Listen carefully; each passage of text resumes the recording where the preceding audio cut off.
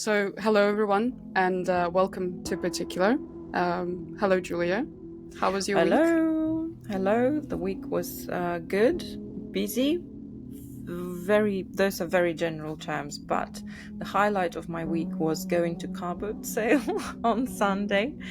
That was a full-on experience, and I was trying to get rid of kids' stuff. Oh, didn't earn much. It was just I made £30 after deducting the parking spot that I've paid for. Yeah, so earned £30 on Sunday. It was incredible, being on your feet all day and talking to people, trading, arranging your stuff, packing, unpacking, packing again. Anyway, it's not very creative, but it definitely helped me clear my mind and sort of, complete change of scenery. So I feel refreshed. Yeah, How about you? I can relate. So I've been packing as well. So I'm moving. Whatever for. So yeah, I'm moving with my girlfriend. So and my Mhm. best friend as well. So we're gonna live in this big gay apartment, as I would say, in North London. But yeah, talking about creativity, you mentioned like you feeling kind of creative because of that. So it does relate to our guest that's going to be on in a moment. We're going to talk about carving out space for creativity outside of your work. And as for me, I can relate to that. So this podcast is a way of carving out space for creativity outside of work. So, Julia, can you introduce our guest? Yes, sure. Thank you. Our guest is Diana Costantini. She is the head of creative. She's creative director of Australian Broadcasting Corporation. So she heads the creative department that produces all the creative assets for brand within the network, the television network ABC in Australia. And on top of that, she's an artist and she creates artworks, ceramics, and other stuff that she'll tell us more about. So we are chatting with her today about being in a corporate role, being an executive, a manager, and still staying creative and doing things with your hands. And how does that make her feel, and how does she cope with all of that? So, yeah, without further ado, here is the episode with Diana Costantini. Diana, hello and welcome to our podcast. It's really nice to see you. Yeah, what time is it in Sydney and how was your day? Is 5 o'clock in the afternoon, and the day was long but good. Thank you very much. It's lovely to be here. Thank you for having me.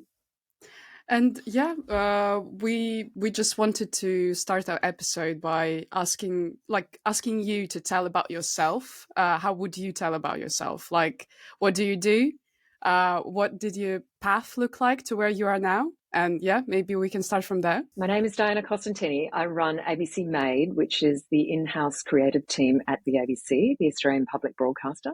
The team are based all around the country, and there's a fairly big sort of multidisciplined team of people. So we have radio and TV producers.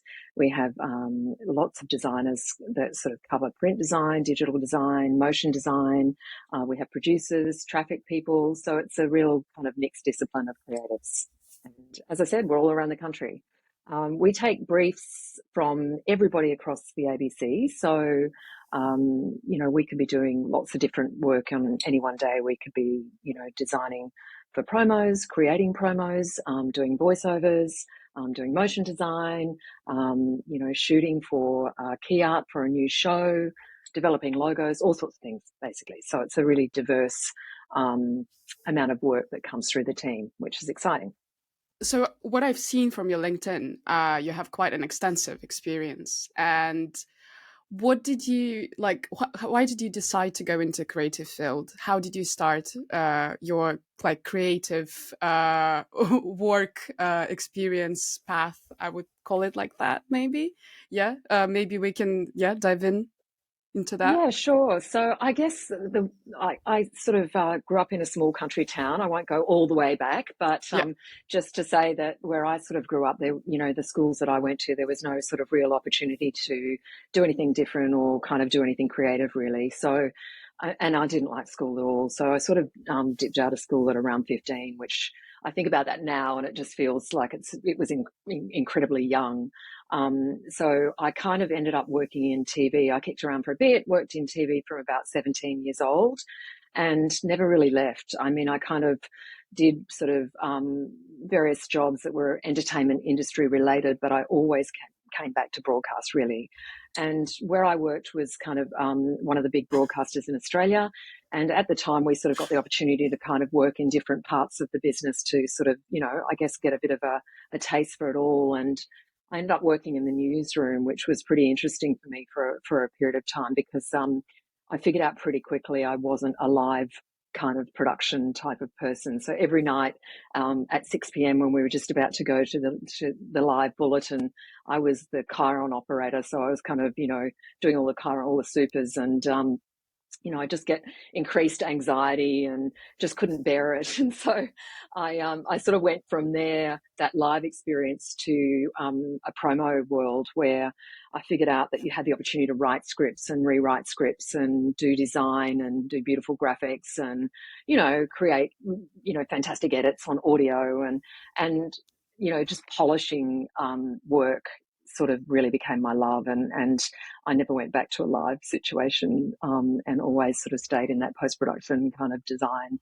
So that's kind of, what I love the most. And obviously that's shifted over the years too, right? Because now we, especially in social, you're sending out stuff really quickly without that polish. So you have to sort of sometimes relinquish that sort of desire to kind of keep going back and, making things look better and better. So it's interesting. Yeah, I do understand you when you speak about being on live. In live productions, it's just nerve-wracking, and I completely understand how you made the decision to go into the things that are that you can plan actually. And Yeah. don't have to react here and there on the spot. What we wanted to talk to you about as well was, we know that you are a very creative person, both at work and outside of work. And you have do you call it a hobby, or is it like proper another part of your life that's very serious and sort of work? I don't really call it a hobby because, I don't know. I've always been creative outside of my work. And I think, in senior leadership as well, particularly if you're working in creative as a senior leader, you're sometimes not being creative all the time. So for me, that kind of led me down the path of actually exploring creativity outside of work as well as the day job. So I'm obviously surrounded by creative all the time and thinking about it all the time, reviewing it all the time, and, working on strategy and planning and all those sorts of things. But, I think one of the big differences from being a sort of a senior creative to being a creative director or an executive creative director or senior leader in creativity is that you have to kind of, um, I guess, relinquish some of that creativity. It's not as hands-on as it used to be, when I first started. What do you do? How does your day look like? The day really is very much about dealing with, the promo team, dealing with a lot of external production, like all the producers, often talent. If we're shooting with talent, we deal with talent a lot. We work to marketing as well. So we have a fairly sort of strong, relationship with our marketing cohort, but also sort of, working with the design team. And then at any time we could have a very big project on, like we've got at the moment, which is looking at our news brand, for example. And, we're working on a news brand campaign to roll out early next year. So that's about sort of strategy. That's about working with our audience data and insights team and sort of working out, the problems we have to solve for and how we're going to do that. So it's strategic, it's creative, it's very much about liaison, it's, stakeholder management. So it's a bit of everything, really. When you say stakeholder management, what does it mean in actual real life? Is it talking, emailing? What is the actual? Can you just describe the process of your day-to-day work? Because we're talking about how when you're an executive, when you're managing even creative things, it can become not very creative, but kind of become just managing the process and making that everybody's done their job and just being a nag sometimes, and just doing a lot of adulting. That's not very creative. Can you describe that? How does the executive role, what is your actual work like? What do you actually do in the day? A lot of emails. Well, again, it depends on the project. If we're about to shoot a large campaign, or we're about to shoot a piece of key art photography, for example, for a new TV show that we've got coming up, you don't want to show up on shoot day and have talent who don't know what's going to happen or are not comfortable with the concept. So you always want to get to that point knowing that your talent's on board, that your photographer's briefed, so that's a lot of sort of pre-production work. But more broadly, I think, going back to the difference between, say, a senior, creative producer, say, promo producer, for example, versus what I do, I think about it in the context of, a senior creator might be thinking about their 30-second spot and making that spot the best spot they can make, or their static image if they're a designer, or whatever it is, their piece of animation, radio spot, etc. My role really is to sort of figure out how that fits into the bigger picture and really understand the audience, because we sit across quite a few brands when we're doing work at the ABC. It's really understanding the audience and the nuance and the tone of voice of each of those brands, and ensuring that the work that we create kind of sits very, very comfortably in that world. So, I always think about the senior leadership role as one where you've got to actually take your own personal aesthetic, to some extent, take your own personal aesthetic off the table, because if it were all about what I liked, then it would become very samey very quickly. So actually, one of the things that you have to do as a senior leader in creative is actually take your own personal point of view, away from the mix, and really put a lens across it whereby you're sort of thinking about audience first, number one, and then brand. What does our brand value look like? What are our brand values? What's our tone of voice? What's our look and feel? And just making sure that that's all consistent as well. So it's a slightly different role to play. And it's an interesting one, again, because most sort of senior creatives, grew up in a world of actually producing creative work. So again, it's a really different mind shift when you move into that sort of senior leadership, ECD kind of world versus a normal promo world, if you know what I mean. And how do you cope with that, with not really doing creative work in your day-to-day life and just doing strategic? Again, I think it is being surrounded by creativity. So I don't necessarily look at it as not doing creative work. And also I think about, I try and also keep my hand in terms of concepting work. So if we've got a big problem to solve, then I'll sort of participate in the concepting of that. It doesn't necessarily mean that my concept's always going to get up, but I certainly participate in that process because I like to do that. But I think it also just leads to, my work outside of the day job. And that's where I sort of fulfill my other sort of creative needs, if you like. So I really sort of don't necessarily look at my ABC job as being the only place that sort of fills that cup, I suppose, that creative that I so desire. So yeah, it's sort of, it is about, for me anyway, being creative everywhere in my life. What is it that you do outside of work? Can you tell us more about it? Yeah, so I mean, I kind of dabble in a whole stack of stuff. So I do sort of collage work, I do ceramics, You know, I do textile design and I paint. I wouldn't necessarily call myself a master of any of those particular, you know, things, but I kind of like to dabble in all of it. So, and especially sort of during lockdown, I guess that was the time that I really did kind of focus. You know, we weren't going out in the evenings, we weren't going out on the weekends, so it just gave me an opportunity to really sort of, I suppose, practice my craft and practice my art. And that's kind of, you know, it's been a great thing for me because it gives you that different perspective, makes you think differently, makes you think about work differently as well, right? So it's yeah, it's just been a bit of a lifesaver for me. Well, I looked at your Instagram that is devoted to your creative work, your art, and your ceramics, and I see that it's the Instagram is really kind of well put together. It looks like a proper social media, you know, not a hobby page. It's like it's curated. It looks lovely. It looks like a page of a small business, you know, if you know what I mean, like online. And you go to the markets and sell your work and all of that. How big of a part of your life is this? I mean, it's definitely a little tiny business. Would you describe it like this, or how would you describe the essence of your? I think it's interesting because as a creative person, and I consider myself to be a loudmouth introvert, by the way. So I you know, it's interesting putting your own work out into the market. I mean, I've got a lot more confidence putting work like a large campaign, a 360 degree campaign that we've created for one of our brands.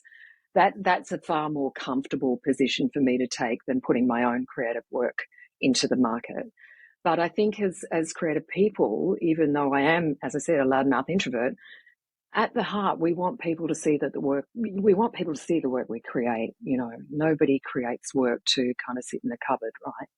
So, you know, I guess for me, it's some kind of weird validation if I can kind of get it out into market and have people, you know, want to, you know, the market's going to a market like a handmade market and putting myself out there is a very sort of, you know, taking myself out of my comfort zone moment because you get real life feedback from human beings who are standing there going, you know, I actually don't really like this or I like that. And it's like, you know, ouch, you know, it's like really, you know, you got to roll with the punches, but it's great to have that real time feedback on your work, which we don't get necessarily when we work in television, you know.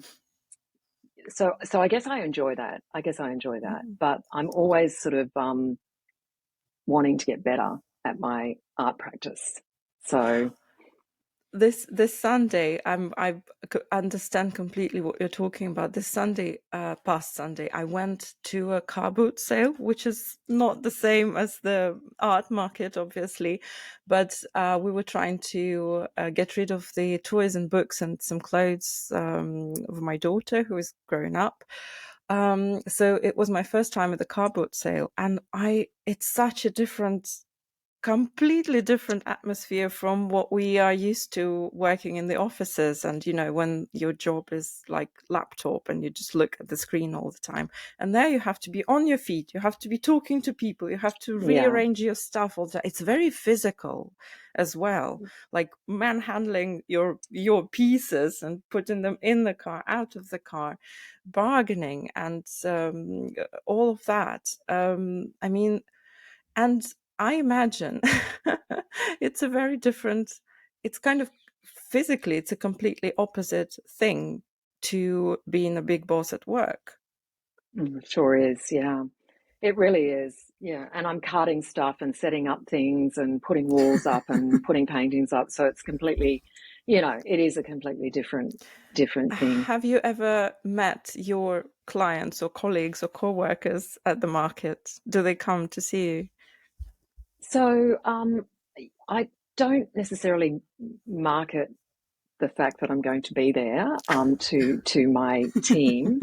But having said that, some of my lovely design team do pop by and say hi and bring me a coffee, which is really super sweet. And yeah, I very much appreciate that. Yeah, because if nothing else, you need a toilet stop. So it's like, can you stand there while I run off and go to the bathroom? But no, it's nice to have that support, most definitely. Yeah, speaking about carving out time for this, again, um, looking at how you're organizing this part of your life, it feels very organized, which is obvious. You are good at keeping track of things and producing projects. But actually, doesn't it feel like another mental load when you have to manage this? You have to register for the market, you have to make sure you've got all the stuff, this, that, it's another thing to organize and have on your mind and have a checklist and all of that. Sure is, yeah, it really is. But again, I guess and I'm going to call myself an artist here, and I stumble over that all the time. But as an artist, I think that there are very few places you can put your work out there. And I think a lot of people who make art would sort of agree with me that if you want to get your work out there in any way, you've got to work really, really hard to do that. And so that was just a sort of a decision I made to work hard to get my art out there. What I'm sensing here, that it's another work, and for a lot, as you said, for lots of creative people, you have to actually hustle Yeah, you do. for You have to and hustle. how do you feel about having a full-time job and creating this situation for yourself when you have to hustle outside of work? Well, I mean, I guess putting it into perspective, I sort of signed up for 2 design markets, which are handmade and very ethical and all Australian and all that sort of stuff. And I've only sort of been very selective, and I've only signed up for 2 a year because it takes me a long time to paint, obviously in between times. And I only did 2 very specifically because it is such an enormous amount of work. So yeah, I guess what I'm trying to do with my art practice is actually consider it to be a bit of a meditative process. I want it to be a relaxing process. I want to actually enjoy the process of getting better as an artist versus thinking about it in terms of a commercial business. So that's really not the driving force for me. I'm not thinking about this in terms of making money. I'm thinking about it in terms of doing what I really love doing, getting better at it, hopefully. And then if someone buys it, then, great, that's fantastic. If they don't, it's not really going to worry me too much. So that's kind of the perspective that I put across it. How do you make time for it? Like, can we talk like calendar? Well, how do you find the pockets of time for this? So I suppose just that the way that I sort of operate is that I don't like to sort of be not doing things. So I'm always doing things. And, if I'm comfortable, I'm pretty uncomfortable. So I sort of feel like I'm always active. And you can imagine how much fun I am going on vacation with. But I'm not necessarily saying that's a good thing, but I'm saying that I like to always be doing something. And, for me, I'm at a different life stage. So my children are teenagers. So, the less time that they spend with their parents, the better for them that it is. So I don't have that kind of, intense sort of young kid kind of phase and stage. So I suppose I just, I really focus on my art practices on the weekend. I spend a lot of time doing it. And yeah, I never do it in 9 to 5. I never do it during the day at work. I think the thing for me, and it's not because it's not because my boss wouldn't like it or anything like that. It's more about the pressure I put on myself again. So it's kind of, if I were not doing a fantastic job, if I were not doing the best possible job that I could do for the ABC, I would have a problem with that. So for me, it's about making sure that I'm kind of committed to the ABC and the work that I have to do there. It's a really big job and I want to be committed and I love the job. And then, I just find time to do something that I also love doing, which is being an artist. I wanted to ask you, like, going back a little bit. So when you started this creative, project of yours outside of work, did you notice in perspective how it changed your way of working at your main job, at your full-time job? So how did it affect you, in a good way, or maybe, I don't know, you were like, I'm sure it's only in a good way. So, yeah, how did it affect you in, like, the way you pursue things, you pursue your creative projects on your full-time job? So I guess I've always done creativity outside of work. So it's not necessarily a new thing for me. I guess the thing for me though is making sure that the team that work at ABC Made also have that space if they want to have that space for creativity, and that's something that I really firmly believe in. I believe that creativity can change the world, and creativity is a prerequisite for innovation. So how can I bring that thinking into sort of, the workplace really? And that's about kind of making sure that people, have the space, number one, but also talk about it. And I really want, I wish that people would celebrate creativity more. And I wish they'd talk about it more, and I wish they'd value it more. So for me, when it comes to running creative teams, I just want to make sure that that's something that everyone feels comfortable doing, exploring creativity outside of the workplace if they want to, and also talking about it inside of the workplace. So that's something that we encourage, very much. And it's a real, I suppose, eye-opening experience to hear about people's creativity outside of work. Sometimes it can be directly related, in terms of, okay, well, I also illustrate, and that's fantastic because we can bring those skills into, the work that you're doing at the ABC. But sometimes it's completely not related, and it's just fantastic to hear about what people are doing, because for me, it's kind of that showing that there's a willingness to try something and to take risks and to iterate and to try again. And they're all really fantastic personal attributes to have within a creative team as well. And the other thing, when we're interviewing or we're looking for new designers in particular, I think it's also really important to have a look at, not only how they answer a brief, but also how they, what they do outside. Show me something that you've done that's your own project, because it just kind of, again, gives you a bit more insight into the person. And I think that's really important, particularly if you're looking out for culture within a team. When you're talking about your own team and people do these creative things, what is the most unexpected hobby or? So we do stand-ups like most people do stand-ups, and we sort of, every fortnight someone kind of will talk about their creative passion or hobby outside of the workplace. And it's been really eye-opening. So one of our senior audio creatives is a cheese aficionado. So he makes his own cheese. So he kind of took us on a bit of a tour of his kind of basement where he's got all these different cheeses that are aging, and everyone just thought it was incredibly fascinating as a story, and we had no idea.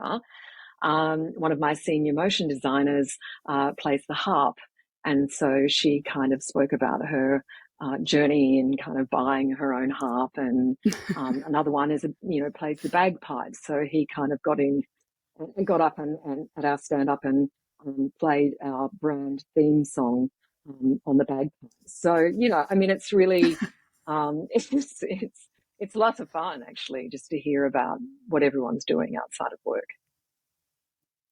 Can you share any tips? Like, I'm sure creative leaders are listening to us right now. Can you share any tips? How do you encourage your team to stay creative outside of work? Well, there are certain things that we do inside of work as well. So, if our motion design people want to explore 3D, for example, because we use After Effects, we're very 2D based. All of our brand packages and style guides are sort of 2D. So some of the motion design team wanted to explore 3D. So what we're doing there is we're just carving out some play time, I guess, in their schedules to ensure that they're kind of practicing Cinema 4D, which is the software package that they're using, making sure that they're kind of getting some time to do that. And that's not necessarily something they're going to use on an everyday basis at work, but it's something that they really want to do. So inside work, we can kind of carve out the time. Outside work, it's more about sharing what they do. Any creative side projects, did they, for example, influence, I mean, from your team, did they influence any campaigns that you produce at ABC? Maybe like, I don't know, any findings from their creative side projects or something? Maybe we can explore that. We haven't got a campaign with bagpipes or the harp or anything like that. Not yet, not yet. So, Maybe in the so I guess future.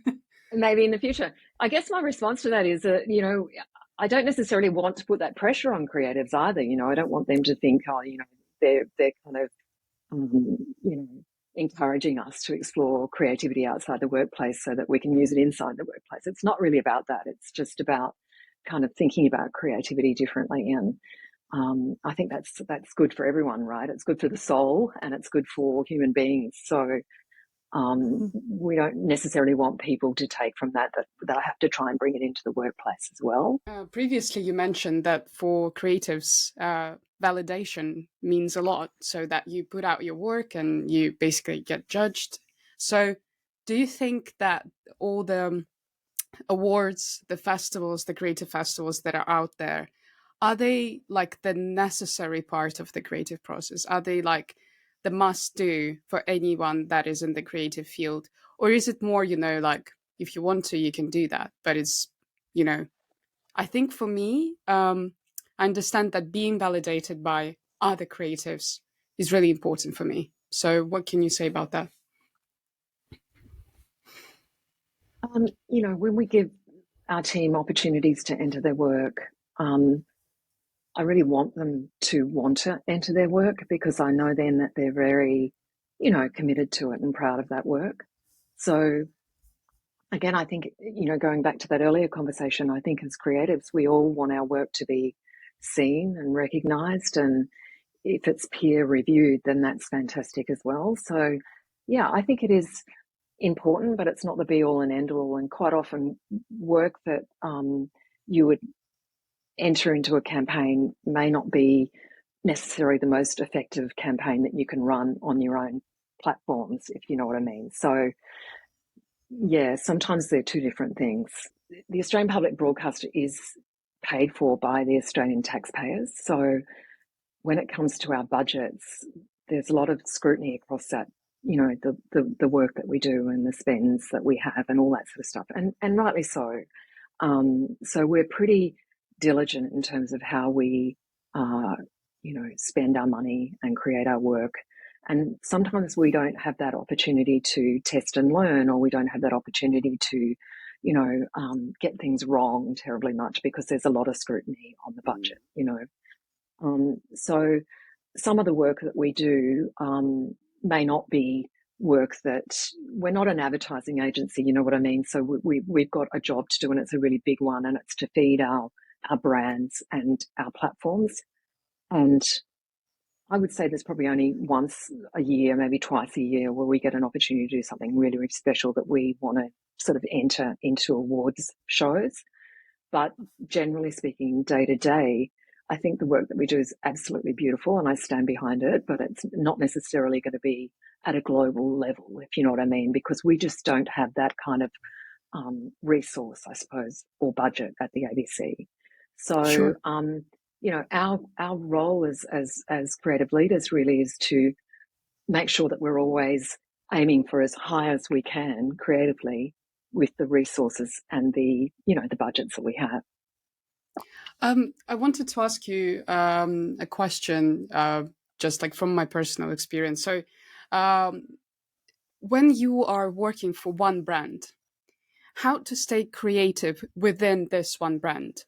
So, what I mean is, like, for example, as you mentioned, if you're an advertising agency, you have different briefs coming from different brands, and it's always a new approach. It's always like, you do research and you approach this project differently.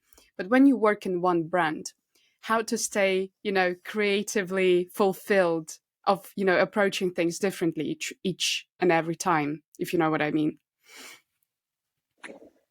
Yeah, so I mean, I guess if you approach a brief, you get a creative brief and you approach it with the point of view that you're going to try and do something completely different, I think that's probably not necessarily the way to approach creative, because it's very hard to find unique territory. It's really, really hard to find something that someone else in the world hasn't done, right? So, you know, I think it's very much about, understanding the culture of the day and, creating something that's going to sit really comfortably within that culture, or not necessarily comfortably, creating something that's going to disrupt. So, for me, that's the focus, is really how you can not necessarily create something brand new, because I think if you're actually striving for that, it's going to be a really hard thing to find. But how can you kind of remix, rework, repackage, repurpose to come up with something that's really going to make an impact to the hearts and minds of audiences? And that's the challenge, right? Because culture never stops changing. So, to your point about working on one brand, that gives you an opportunity to really kind of change what you do all the time, just to reach the culture that's always changing. So I don't feel like there's ever, in this world that we work in, I don't feel like there's ever an opportunity to not be changing. It's constant changing, right? So there's no getting bored with that, really. Yeah, I wanted to add that I personally needed to hear that, because for me as a creative, I always put so much pressure on myself, like thinking, okay, each brief, I have to approach it and it has to be something completely new. So for me to hear what you said is like, just to explore it, not putting so much pressure on myself. Like, honestly, thank you for that. But yeah, Julie wanted to say something. Well, I thought it was a good moment to talk about the projects you were proud about of. So, could you tell us about two projects that you are proud of, or find really interesting from your work? So coming off the back of COVID, we hadn't really shot for a few years, and the ABC was pretty conservative about that, rightly so. But coming out of COVID, it's also coincided with our 90th year of broadcasting. So we wanted to do something really special around the 90th year of broadcasting, and we came up with a fairly ambitious plan at the time, because it could have been a COVID super spreading event, let's be honest. But we came up with the idea of bringing groups of 90 people together from around the country to perform to our brand song, which is called I Am Australian. Our brand song's been on air for about 4 years now, but if you are Australian, you would have grown up with this music. People love it. It's kind of the unofficial national anthem of this country. So everyone knows this piece of music. So we did we shot it all around the country. We brought teams of people together. And at the heart of the campaign, it was really about capturing people doing what they love to do, which is connecting with each other. And that's kind of what the ABC's for. We're there to connect all Australians. So we shot in Central Australia with the Aboriginal Women's Choir, and that was really special. It was just a beautiful moment. It was the Aboriginal Women's Choir singing in Pitjantjatjara language, which is their own language. So it was a very heartwarming, special, tear-jerking kind of shoot day that day. We also shot 90 drummers coming together on a rooftop in Brisbane, which was just, fantastic, stunning, very noisy. 90 school kids. And then we shot with the amazing Sydney Dance Company, who also performed to our brand theme song. So that all came together into one sort of brand film that's about 90 seconds long. And then we sort of separated it into individual kind of spots that ran out across social and on air and radio, etc. So that was a pretty proud moment. It was a beautiful piece of work. It went on to win some lovely awards, including New York Festival's Gold Awards. So we're pretty stoked with that campaign. Do you pay people when you offer them to take part in this project, or is it like voluntary thing when? So I guess that made this campaign even more special, because we didn't pay anyone to be involved in the campaign. So we put a call out, and people wanted to take part in it. There's a lot of love for the ABC, and we wanted to really, harness that, and also, as I say, bring people together. And that's what it was about. And it was a real feel good kind of campaign that I'd love to sort of share with you. Again, if you don't know the song, it may not have the same impact, but Having said that, like I said, it just won gold at New York Festival. So I was really stoked that it also, made the global judges feel something as well. So yeah, it's a campaign we're pretty proud of. We're going to That's share really it in great. the Yeah. description, yeah, so that everyone can see. I remember this tune. I lived in Australia for a little bit, so I can Oh, did relate you? to that. Okay. Yes, Yeah. yes. So, Yeah. but I want to see this campaign. I haven't seen it, so I think I will like. For I'll me, it's share it also with going to you. be a bit personal. But yeah, Where did you live? Where did you live in Australia, by the way? Adelaide, South Oh my Australia. God. Yeah. Wow.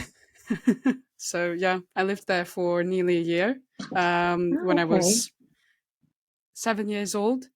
So Oh, I right. don't really remember like that much, but I did study in school, so for a year, which was really, really nice. Nice time. So I And don't yeah, know do much Australia, about remember this. Adelaide. It's along my way. Australia has a special part in my heart. So yeah, this I can Yeah, say for well, sure. that was enough time to learn the ABC music. So the second campaign that was pretty different to the ABC's 90th work is a campaign with puppets. So iView is our online streaming service. And if you look at the category of streaming services around the world, there's a lot of people doing a lot of the same stuff. And we really wanted to sort of present iView as something very, very different. And we come up with the tagline, "Don't be surprised if you're surprised." There's a lot of breadth and depth of content on the platform, and that's really what that was speaking to. And with a tagline like that, I guess the sense was, okay, well, we have to do something a bit surprising here. And so we created puppets. We created 4 different characters. We wrote their backstories. We gave them all fascinating kind of worlds, I suppose.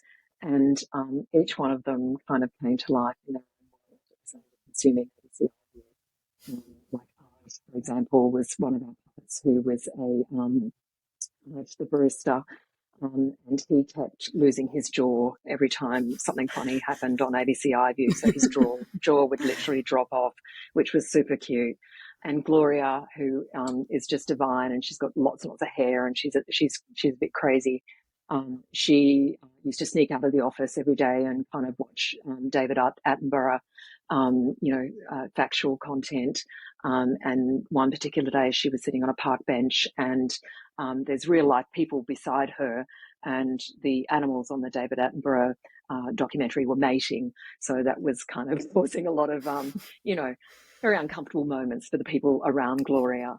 So it's a fun campaign. And again, we had a lot of, industry accolades with that campaign and won ourselves some awards with it. So it's beautiful work. We did it in-house.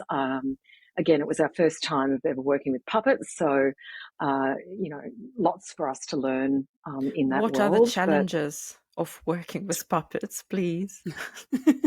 So we kind of had to try and get more characters out of the same puppets. So we really only had 2 puppets, but we had 5 characters in the end. So it was kind of dressing them different. Our puppeteer was just fantastic. She was just brilliant at doing that. We spent a lot of time thinking about how we were going to design the puppets, and one of our senior motion designers pretty much designed them, which was fantastic again for a creative person at the ABC who's never done that kind of work before. So it's a lot of research, it's a lot of thinking about it, a lot of working with the puppeteer who hand sewed everything. She also made the puppets as well as worked with the puppets. So we just love that campaign, and Vinny and Aj and Lynn and Gloria, they're beautiful. That's the TV I would love to have when I was younger. For me, I would just wanted to add that growing up, so I think Julia can relate here as well. So we both grew up in Russia, and for us, TV wasn't that creative. It was mostly about the news, or it was mostly about talk shows, which were not that creative. So for me to see that creativity is coming to what for me used to be like a conservative part of the industry as the TV, it's amazing. So I don't know, maybe you can tell from your experience, like, was ABC always that creative? I mean, in the approach of their campaigns, in their, like, I don't know, advertising their brand. So if you could, like, mention that a little bit, I think this would be really interesting. I think probably the puppets was a really interesting move for the ABC. It was a pretty bold move to head in that direction again, because no one else was doing that sort of thing, particularly for their VOD services. So I think a lot of people at the ABC were sort of saying, well, where's my content? Why haven't you kind of put my content front and center, And that's an interesting kind of that's interesting feedback for us to hear. We did try and integrate content into our puppets' worlds, of course, but essentially they became the heroes of the story, not the content. And previously, we'd always kind of done it the other way around. It's always about the content being hero. So that was a difficult thing for some of our content makers to take on board. They were sort of not necessarily loving the puppets quite as much as we loved the puppets, I guess. So yeah, I mean that's the rub, really, isn't it? When you do something different, is that not everyone's going to love it, and you just have to sort of stand behind it and go for it and feel confident about it. But the other thing I'd say about our campaigns is that it's an interesting time with digital, acceleration, I guess. We're still very much in the world as the BBC would be in the same world, right? Where you've got to sort of you've got to keep feeding linear brands, television brands.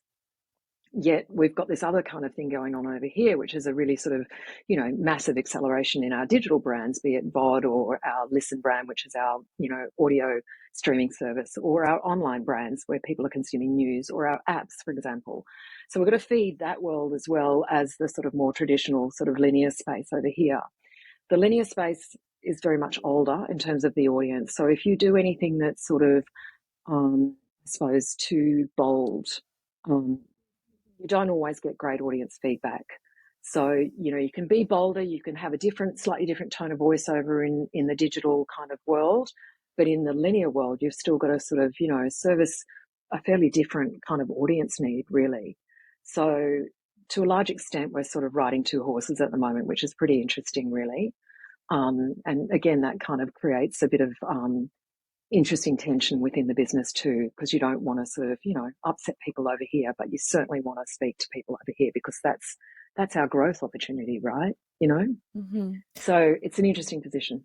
From what you're saying, it feels like everything is moving in the direction of linear world ceasing to exist at some point. Look, I mean, I think we all watch very closely what's going on around the world, right? And I think and I can't speak to this because it's not my brand. I have nothing to do with it, but I did notice that the BBC obviously transitioned, BBC Three from linear to digital, and now they've gone back again to linear to some extent. So I think, and again, I'm not necessarily speaking on behalf of the BBC here, but I think you've got to be careful how fast you move into a digital space. And you've got to just, you've got to recognize and bring your linear audience with you to that digital space. So it's a transition, as opposed to a cutting one off to feed the other. So it's a really interesting space, and companies like the New York Times have done it incredibly well. They've gone from a traditional sort of news provider, which essentially was a newspaper, to an incredible digital presence, and they've done that beautifully. And their campaigns are absolutely stunning, and they've made it all about their audiences in terms of what their audiences are consuming and how they can speak to those audiences as they're consuming, their content online. It's beautiful work if you haven't seen it. They also, they also bought Wordle, New York Times. If anyone here can relate to Wordle, doing it every day, it was such a big trend. I would say, like, maybe several months ago. But from what you were saying, so can you share any tips on how to and is it possible to influence this more, like, your constant audience, like this audience that is used to the brand of the ABC, how to educate them and try to move them into this, more bolder moves of your creativity and move them more into the digitized world? Like, do you have any tips on how you defend your ideas to, like, stakeholders, and yeah, just to try, to experiment in this field? I think there's a real appetite at the ABC to move, into digital, as quickly as we can. So um, I don't think there's necessarily pushback. Like I say, if you're not featuring the content, that's where people get a little bit nervous. If you're doing something highly conceptual, people get a little bit nervous about that. But I don't think in digital, I think that's what people are craving at the same time. So again, we were talking about stakeholder management before, and it is very much about sort of trying to make people feel very comfortable about the concepts that you're putting forward, and why, So if you're doing what we call an awareness campaign, where you're purely sort of building awareness for your platform or your brand, then I think you can actually be a little bit more conceptual in how you approach that. But if you're trying to sort of literally get people to watch a TV show, you're less likely to put a conceptual sort of spin on that. You're more likely to kind of just push the TV show right at the end of the day. Yeah. Yeah. So, there's this really sort of old kind of way of thinking, from an old promo producer's way of thinking anyway. The more sort of, I suppose, bells and whistles that you put across your marketing of a TV show, probably the less good that TV show is, right? And I'm not talking about this in terms of spending a lot of money on a campaign. I'm talking about this in terms of not showing the content, right? If you're not showing the content, you're filling up the frames with lots of graphics and, I don't know, sound effects and stuff, chances are the show's not as great as you'd want it to be. So if you've got a great piece of content, you want to hero that content if you're if you're selling TV shows. So it's about sort of, again, figuring out where you've got this opportunity to do something a bit different, and, taking those opportunities versus kind of putting that thinking across everything. Sure. And yeah, just for me, a quick question. Do you, through like being like visiting these markets, for example, being like creative outside of work, do you understand, do you do anything additional to understand your audience? For example, we as creatives, we are in a certain bubble. Like, we read pretty much like similar stuff. We watch films and series, and like we see each other on like social media. But how do you, what do you do to understand your broader audience, the one that watch ABC every day, for example? Is there anything you do additionally? So I work into the marketing team, and it's a pretty large team of people. ABC Made, the creative team, we're about 55 people all around the country, and we have a very large audience data and insights team who do just a really brilliant job of understanding our audiences and really sort of digging deep into what they, the psychographics, the ethnographics, all of it, so that we can better understand that in the briefs that we get. So the briefs come from the marketing team. So marketing team work really, really closely with the insights, the data and insights team, and combine that forms the brief that then comes into the creative team. And that's when we have a really good picture of the job that we have to do. And then we can start thinking about how best to do that job, whether it be something conceptual, whether it be something using content, whatever it is, right, to kind of speak to that audience. So it's really, again, it comes back to audience and understanding who you're speaking to. And we get incredible data and insights from our team. That's really cool, yeah, to have it, because sometimes when you have a smaller team, you basically have to go, like in the field and just to gather some insights yourself, and sometimes these assumptions may not be completely right. So yeah, to have a team that can back up your assumptions it's really good. And yeah, I wanted to move closely to our final question, is a recommendation from you. So, Diana, if you could, in any order, in any particular order, one book, one film, and one ad campaign that you can recommend to our listeners. So, a book I was going to recommend is it's just a little book. It's called How to Be an Artist by Jerry Saltz, who is the Pulitzer Prize winning art critic for the New York Magazine, amongst other things. And that book was sent to me by a friend of mine who is an artist, and she sent it to me when I was feeling a bit wobbly about calling myself an artist. So I guess the book is just one of those, small ones that you can dip in and out of as you need to. But he sort of speaks about this notion that creating your own art can be kind of terrifying and humiliating. And he kind of draws this parallel that maybe it's even a little bit like getting naked in front of someone for the first time, which I thought was which was interesting, because sometimes it does feel like that. It's so awkward, kind of putting your own kind of work into the market. But he also talks a lot about kind of just enjoying the experience and really not overthinking it. So, if you're ever terrified about kind of doing your own artwork, I think I really recommend that book. It's just so good to kind of dip in and out of it. He also sort of says, look, can I be an artist if I work full time? I've got this big job, can I really be an artist? Or can I be an artist if I'm a parent, or, if I'm scared? And of course, the answer to that is yes, you can, So I think there's lots of great messages for people who are, wanting to do something outside the 9-to-5 job. In terms of films, I'm probably going to go a little bit off brief here and talk about a TV series, if that's okay. And I've recently binged the Andy Warhol Diaries, which was executively produced by the fabulous Ryan Murphy. I think that I think Warhol got shot in about 1968 or something. And following that attempted assassination, he started to record his life and document his life in these diaries.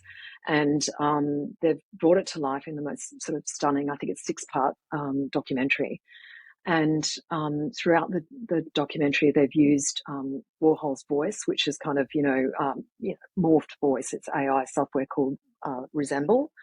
That they've used to sort of recreate his voice. But it's an absolutely beautiful story, and it's, the production values are just immaculate. And he obviously photographed and filmed and documented his entire life. So there's just this richness to it and this array of beautiful archival footage just seamlessly kind of woven throughout the whole series. It's heartbreaking. There's this constant tension throughout around his sexuality and his religion and his self-image, which, he really did hate himself, and it's really heartbreaking, provocative, and beautiful. So, yeah, you won't be able to stop watching it, I don't think. I loved it. That's a great one. Yeah, it's beautiful. In terms of ad campaigns, we've got so much to choose from, right? Coming off the back of Cannes, and also, judging the awards, which is sort of, Australia's most prestigious awards. So there's just so many beautiful campaigns, but I've picked one. It's called Fit Chicks, CHIXS.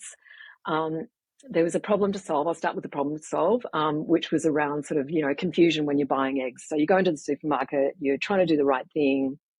You get bombarded with all of these kind of labels, free range, open range, cage free, whatever, not really understanding any of them. And actually there's still a lot of really dodgy kind of farming practices going on where people are kind of cramming, all these chickens into a really small space and calling it free range. So anyway, a company called Honest Eggs ended up crafting, I just thought this is absolutely genius. They ended up kind of producing a Fitbit, which they ended up attaching to chickens, and they spent a lot of time making sure that it was, it was fine for the chickens, etc. And the Fitbit actually measured their steps, their daily steps, but it also did a GPS tracking of the chickens. And so what they ended up doing with all that data that they were collecting is they were able to actually get their average step count per day and they printed that on each of the eggs. So, 21,000 steps were taken today. And it kind of signaled that these chickens, of course, have got all this space and places that they can roam. So it's just such an ingenious idea. It's a really beautiful campaign. It extended through to social, so you could follow your own favorite chook around. So, Henrietta did 3.5 Ks today, and it ran on, which is just gorgeous. And then it ran on outdoor as kind of this large sort of egg with the amount of step counts and, with the tagline, changing the egg industry one step at a time. So it was just a beautiful campaign, and I really hope that it does. I hope it does well at the awards that I'm judging. So they're my favourites at the moment. That's really cool. Yeah. What is the award you're judging at the moment? I think we don't have it on record anywhere in the podcast. It's the awards. I'll send you some info on it. Yeah. We will add everything in the description. And just a quick one. I forgot to ask you this question in the beginning. So we usually do that with our guests. And if you could, can you rate your creativity today from 1 to 10 and explain why? That's the question we ask our guests. And I totally forgot about it. So if you could do it right like now, in the end of the episode. That's such a great question. And in fact, we ask that question when we're recruiting people. And interestingly, no one ever says 10. No one ever says 10. Everyone says 9. I think there's just being this humble. It's human nature, right? That you can never be 10 out of 10. You can't be, because, that's just never going to happen. So I'm going to go with 9. There you go. That's not very original, I know, because I've just told you that everyone says 9 and not 10. Of course, there's always room for improvement, right? What made you want to feel leave this like room, a 9? Yeah. You want to give yourself that space to get better. Yeah. What made you feel like a 9 today? What made me feel like a 9 today? Well, that's an interesting question too. I don't suppose we always feel like a 9, right? If we're not cracking something, if we've got a problem to solve and we can't crack it, you're certainly not ever kind of feeling like a 9 if you're not getting it. So, and I think that's okay too. I think you can't expect to be creative and on fire every single day, right? As a creative. So I think, you bounce. I think that's okay to bounce between. I think if you're under 5, then you're probably in the wrong space. But if you can kind of keep it within that 5 to 10 range and know that some days you're going to be knocking it out of the ballpark and other days you're not, then that's perfectly reasonable. Thank you so much, Diana, for coming to our podcast. It was a pleasure. And we're looking forward to see more campaigns from ABC, and we're going to be following them closely. And we're going to add all the campaigns and all the recommendations you mentioned in the description. So thank you very Anastasia. much. Thank you, Julia. Nice meeting you, Diana. Thanks for having me. Bye. Bye. Thank you for listening to this podcast episode. All the references from the episode you can find in the description box. And Julia, do you have anything to add? Yeah, please. I want to add that it was 8 o'clock in the morning in London when we were recording this. So don't judge. And have a wonderful week. And Anastasia, enjoy your lovely gay apartment in North London. I will for sure. Thank you, Julia.